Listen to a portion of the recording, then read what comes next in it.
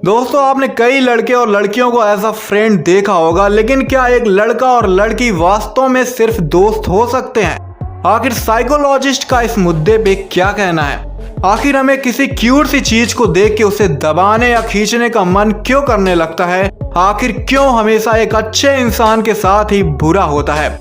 दोस्तों अगर आपके दिमाग में ऐसे सवाल चलते रहते हैं तो ये वीडियो सिर्फ आपके लिए ही है, क्योंकि आज इस वीडियो में मैं आपको 7 ऐसे ही साइकोलॉजी फैक्ट बताऊंगा जिसे जान के आप बहुत ज्यादा हैरान हो जाएंगे। तो नमस्कार दोस्तों, आप देख रहे हैं फील द फैक्ट, जहां पे आप फैक्ट को सिर्फ जानते या समझते नहीं बल्कि उसे फील करते हैं। So let's feel. नंबर 7 दोस्तों, ऐसा कई बार होता है कि जब हम किसी को कुछ बताते हैं तो सामने वाला हमारी बातों को सही से नहीं सुनता, लेकिन वो सुनने का नाटक जरूर करता है। साइकोलॉजी के मुताबिक आपको जब भी किसी पे ऐसा डाउट होने लगे तो आप किसी एक सेंटेंस को थोड़ा चेंज करके उसे दोबारा रिपीट करिए। अगर ऐसा करने से सामने वाले का एक्सप्रेशन चेंज हो जाता है या वो आपसे कोई सवाल पूछने लगता है तो समझ जाइए वो आपकी बातों को वाकई में सुन रहा था।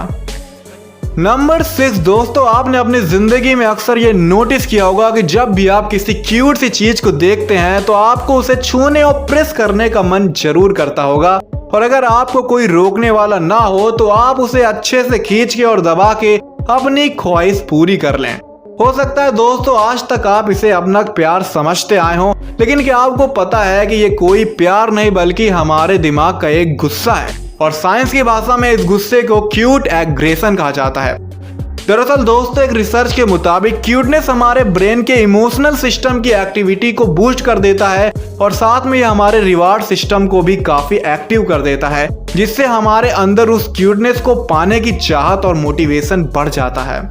लेकिन दोस्तों मजबूरी तो ये है कि वो क्यूट सी चीज, चाहे एक बच्चा हो या कोई टेडी बियर, हम उसकी क्यूटनेस उससे छीन नहीं सकते। इसलिए हमारा ब्रेन इस क्यूटनेस की डिजायर को खत्म करने के लिए हमारे अंदर ये क्यूट एग्रेशन डेवलप कर देता है, ताकि हम अपने सारे पॉजिटिव इमोशन को इस निगेटिव इमोशन से खत्म कर दें। और दोस्तों ये तो आपको पता है कि जब आप किसी बेबी का गाल दबाते हैं या खींचते हैं तो आपका मन उसे और ज्यादा दबाने या खींचने का करने लगता है। इनफैक्ट वो तो इंसान है, आप उसे ज्यादा परेशान नहीं कर सकते, लेकिन इसकी जगह जब कोई टेडी बियर आपको मिलता है तो आप अपना पूरा क्यूट एग्रेशन उस पे अच्छे से जाहिर कर पाते हैं। हालांकि दोस्तों ये सारा काम सब कॉन्शियसली होता है, इसलिए आपको इस बात का अंदाजा भी नहीं होता कि जिसे आप प्यार समझ रहे हैं रियलिटी में वो एक गुस्सा है।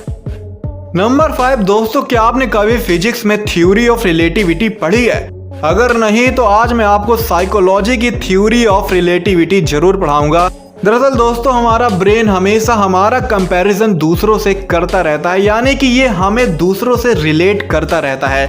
जैसे कि अगर आप किसी मोटे आदमी के सामने खड़े हो जाएं तो आप खुद को पतला महसूस करने लगेंगे, और अगर पतले आदमी के सामने खड़े हो जाएं तो आप खुद को मोटा महसूस करने लगेंगे।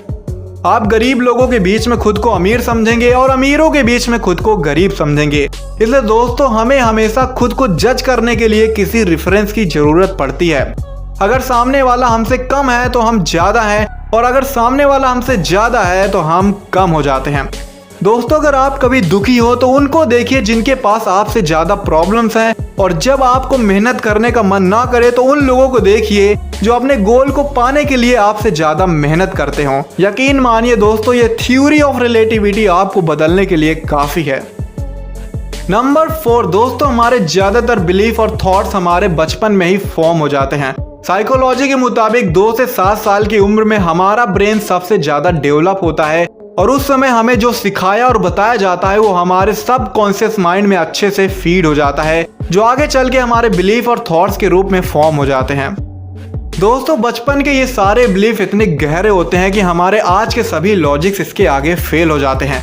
जैसे कि मुझे बचपन से यही सिखाया गया था कि अगर बिल्ली रास्ता काट दे तो रुक जाना चाहिए, और आज मैं अपने लॉजिक्स के बेस पे इस बात को नहीं मानता, लेकिन इसके बावजूद भी जब कोई बिल्ली रास्ता काट देती है तो अचानक मेरी रफ्तार धीमी हो जाती है।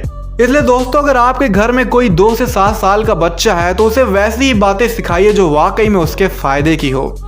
नंबर 3 दोस्तों, कभी कभी हम ऐसे मीटिंग या ग्रुप में शामिल हो जाते हैं जहां हमें जल्दी बोलने का मौका नहीं मिलता। हम बोलना तो चाहते हैं लेकिन कहीं बाकी लोगों का कन्वर्सेशन इंटरप्ट ना हो जाए, ये सोच के हम शांत ही रहते हैं। साइकोलॉजी के मुताबिक जब भी आपके साथ कुछ ऐसा हो तो आप तुरंत जमीन में कुछ गिरा दीजिए और उसे उठाते वक्त अपनी बातों को शुरू कर दीजिए। ऐसा करके आप भले ही उन्हें इंटरप्ट कर दिए हों, लेकिन कमाल की बात यह है कि उन्हें ये एहसास भी नहीं होगा कि किसी ने उन्हें बीच में ही इंटरप्ट कर दिया है और आप अपनी बात को आसानी से शुरू कर पाएंगे। नंबर 2 दोस्तों, आपने संदीप माहेश्वरी सर की ये लाइन तो सुनी होगी कि ये दुनिया हमें वैसी नहीं दिखती जैसे कि ये है, बल्कि ये हमें वैसी दिखती है जैसे कि हम खुद हैं। दरअसल ये बात एक मोटिवेशनल लाइन ही नहीं बल्कि एक प्रूवन साइकोलॉजी फैक्ट भी है। अगर आपकी नीयत साफ है, आप बहुत काइंड है और आप किसी को धोखा नहीं देते, तो संभावना है कि अक्सर आपको लोगों से धोखा जरूर मिल जाता होगा, क्योंकि एक सच्चे इंसान होने की वजह से आप दूसरों को भी सच्चा समझ के उस पर आसानी से भरोसा कर लेते हैं। और दोस्तों वहीं दूसरी तरफ जो लोग टॉक्सिक किस्म के होते हैं और बात बात पे झूठ बोलते हैं, वो जल्दी किसी पे भरोसा नहीं करते। उन्हें लगता है कि दुनिया में सभी लोग झूठे और धोखेबाज हैं। इसलिए अगर आपको अपने आसपास के लोगों में कोई कमी दिखती है तो पहले जरा ये सोचिए कि कहीं वो कमी आपके अंदर तो नहीं।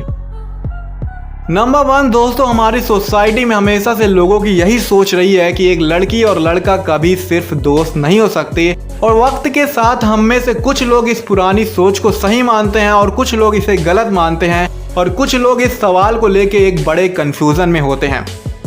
दोस्तों इस पे कई साइकोलॉजी रिसर्च हो चुके हैं और साइकोलॉजिस्ट का इस पे क्या मानना है ये जानने से पहले आपको सिर्फ दोस्त होना और दोस्त के साथ कुछ और भी होना में फर्क जानना बहुत जरूरी है। दोस्तों एक फ्रेंड होने का मतलब है कि आप उस पर्सन के बिहेवियर और उसकी कंपनी को बहुत पसंद करते हैं, लेकिन फिर भी आप उससे सेक्सुअली अट्रैक्ट नहीं होते। अगर आप सामने वाले को दोस्त समझते हैं लेकिन साथ में उससे सेक्सुअली अट्रैक्ट भी होते हैं और उससे रिलेशनशिप बनाने के भी सपने देखते रहते हैं, तो ये दोस्ती नहीं बल्कि अट्रैक्शन या लव है। लेकिन अब सवाल तो ये उठता है कि क्या एक लड़के और लड़की के बीच हमेशा अट्रैक्शन होता है या कभी दोस्ती भी होती है। दोस्तों अगर आप एक फीमेल है तो मैं आपसे कहूंगा कि जी बिल्कुल, एक लड़का और लड़की सिर्फ दोस्त भी हो सकते हैं, लेकिन अगर आप एक मेल हैं तो सिर्फ दोस्ती होना शायद आपके लिए बड़ा मुश्किल काम होगा।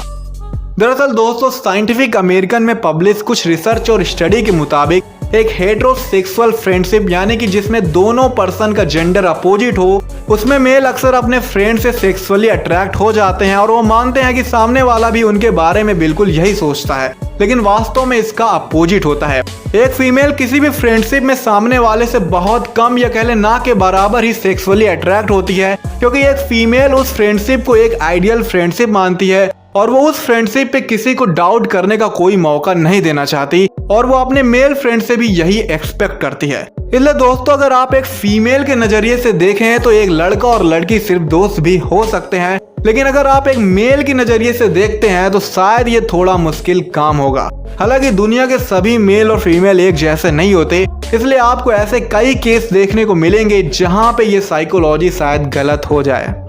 दोस्तों आपका इस मुद्दे पे क्या राय है कमेंट बॉक्स में शेयर करना मत भूलिएगा, और अगर आपको ऐसे ही और साइकोलॉजी फैक्ट जानने हैं तो इस लेफ्ट साइड में दिए गए वीडियो को जरूर देखिएगा, और अगर आपको इस वीडियो से वैल्यू मिलती है तो इस वीडियो को लाइक और अपने दोस्तों के साथ शेयर करना मत भूलिएगा, और ऐसे ही वैल्यूएबल वीडियो के लिए सब्सक्राइब का बटन दबा के नोटिफिकेशन जरूर ऑन कर दीजिएगा। बहुत बहुत धन्यवाद। जय हिंद।